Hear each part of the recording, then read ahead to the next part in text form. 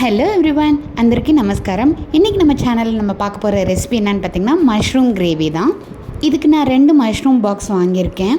Normal காளான் gravy மாதிரி இல்லாமல் இதை நம்ம வந்துட்டு செட்டிநாடு ஸ்டைலில் பண்ண போகிறோம். முதல்ல வாங்கி வச்சுருக்க மஷ்ரூம் எல்லாத்தையுமே கல்லுப்பு மஞ்சத்தூள் போட்டு நல்லா தண்ணி ஊற்றி கழுவி எடுத்துக்கோங்க. ஸோ எப்போயுமே நீங்கள் இந்த மாதிரி பொருள் காளான், காலிஃப்ளவர், கிழங்கு ஐட்டம்ஸ் இதெல்லாம் பண்ணும்போது இந்த மாதிரி மஞ்சத்தூளில் போட்டு எடுத்துக்கிட்டிங்கன்னா அது நல்லா க்ளீன் ஆகிடும். சாதா தண்ணியில் கழுவி எடுத்து வடித்ததுக்கப்புறம் இதில் சுடு தண்ணி ஊற்றி மறுபடியும் ஒரு முறை கழுவிக்கோங்க. இது எல்லாமே உங்களுக்கு அந்த க்ளீனிங் ப்ராசஸ்க்காக மட்டும்தான். அடுத்து நம்ம காளானை வந்துட்டு ஷாலோ ஃப்ரை பண்ணிக்க போகிறோம். உப்பு, மிளகாய், மஞ்சத்தூள் இது எல்லாமே போட்டு அதில் எண்ணெய் ஊற்றி அடுப்பில் வச்சு நல்லா அது பொங்கி வர வரைக்கும் கொதிக்க விடுங்க. நல்லா கொதித்து வரும்போது பீஸாக கட் பண்ண காளானை எடுத்து இதில் கொஞ்சம் கொஞ்சமாக சேர்த்து ஃப்ரை பண்ணி எடுத்துக்கோங்க. டைரெக்டாக காளான் சேர்த்தாமல் இந்த மாதிரி பண்ணி சேர்க்கும் போது உங்களுக்கு அது கிரேவிக்கு தனி டேஸ்ட் கொடுக்கும். நான் கொஞ்சம் கொஞ்சமாக சேர்த்துறதுக்கு ரீசன் என்னென்னு பார்த்தீங்கன்னா, ஒவ்வொன்றுமே நல்லா வெந்து வரணுன்றதுக்காக தான்.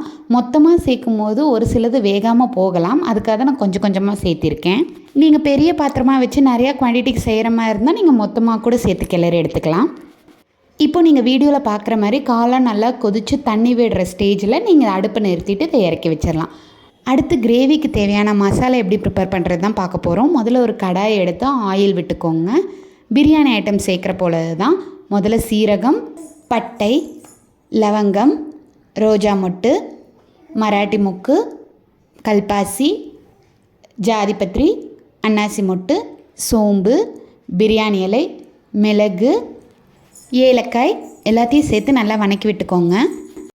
அதுக்கப்புறம் சின்ன வெங்காயம் போட்டு காரத்துக்கு ஏற்ற மாதிரி பச்சை மிளகாய் சேர்த்து கூடவே 2 தக்காளி நறுக்கி போட்டு நல்லா வணக்கி விட்டுக்கோங்க. இந்த மசாலாவை நீங்கள் செட்டிநாடு ஸ்டைலில் எந்த குழம்பு வைக்கணும்னு நினச்சிங்கனாலும் யூஸ் பண்ணிக்கலாம். ரொம்பவே சூப்பராக காரசாரமாக இருக்கும். இந்த ஸ்டேஜில் அடுப்பை நிறுத்திட்டு கை நிறைய கொத்தமல்லி கருவேப்பிலையை சேர்த்து நல்லா கிளறி விட்டுக்கோங்க. அது கூடவே மஞ்சத்தூள், மிளகாய் பொடி, கொத்தமல்லி பொடி சேர்த்துக்கோங்க. ஏன் இந்த ஐட்டம்ஸ் எல்லாத்தையுமே அடுப்பை ஆஃப் பண்ணிட்டு அந்த சூட்டிலேயே உங்களை சேர்த்துக்க சொல்கிறேன்னா, அப்போ தான் உங்களுக்கு அந்த காரத்தோட தாக்கம் இல்லாமல் இருக்கும். காரில் அடிக்குது அப்படின்னு சொல்லுவாங்க இல்லைங்களா, குழம்பு காரில் அடிக்குதுன்னா அந்த மாதிரி ஒரு எஃபெக்ட் இல்லாமல் உங்களுக்கு நல்ல டேஸ்ட்டு கொடுக்கும். அடுத்து இது கூட நான் துருவி வச்சுருக்கிற தேங்காவை சேர்த்துக்கிறேன். இது எல்லாமே அடுப்பை ஆஃப் பண்ணி தான் நான் சேர்த்துருக்கேன். ஸோ சேர்த்து நல்லா கிளறி விட்டதுக்கப்புறம் இது கொஞ்சம் நேரம் ஆற விடுங்க. இந்த கேப்பில் நம்ம கொஞ்சோண்டு கசகசாவை எடுத்து தண்ணியில் ஊற வச்சுக்கலாம். எதுக்காக இந்த ப்ராசஸ்னு பார்த்தீங்கன்னா, இந்த மசாலா ஐட்டம்லாம் சேர்த்து அரைக்கும் போது கசகசை நரன்னு வராமல் அந்த மசாலா ஐட்டம் கூட நல்லா மர்ஜ் ஆகி சாஃப்ட் பேஸ்ட்டாக உங்களுக்கு கிடைக்கும். கிரேவிக்கு தேவையான காளான் ஃப்ரையும் ரெடி பண்ணியாச்சு, மசாலாவும் அரைச்சி எடுத்தாச்சு. இப்போது ஒரு ப்ரெஷர் பேனை எடுத்து அதில் எண்ணெய் விட்டு சோம்பு, கருவேப்பிலை, கொத்தமல்லி போட்டு அரைச்சி வச்சுருக்க செட்டிநாடு மசாலாவை சேர்த்து நல்லா கிளறி விட்டுக்கோங்க. அடுத்து இஞ்சி பூண்டு பேஸ்ட்டு சேர்த்துக்கோங்க. ஏற்கனவே நம்ம காளான் ஃப்ரை பண்ணும்போது உப்பு சேர்த்துருக்கோம். அதனால் இந்த கிரேவிக்கான உப்பு சேர்க்கும் போது அதுக்கேற்ற மாதிரி பார்த்து அளவாக சேர்த்துக்கோங்க.